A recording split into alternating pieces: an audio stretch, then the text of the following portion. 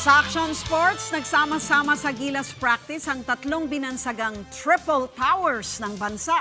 Umaksyon si Lynn Olivario. Literal na standout sa Gilas Pilipinas practice ang Triple Towers na sina Junmar Fajardo, Japeth Aguilar at Raymond Almazan. Ngayon lang nagsama-sama ang tatlong player matapos magpahinga noong nakaraang linggo. 6'8" hanggang 6'10" ang tatlo, bagay na malaki ang may tutulong sa international games. Si Raymond Almazan di maiwasang mas starstruck.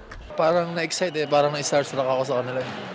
Kasi parang alam mo yun, Japeth tsaka Junmar yun Si The Kraken aminadong namimiss ang Dota buddy na si Mark Pingris.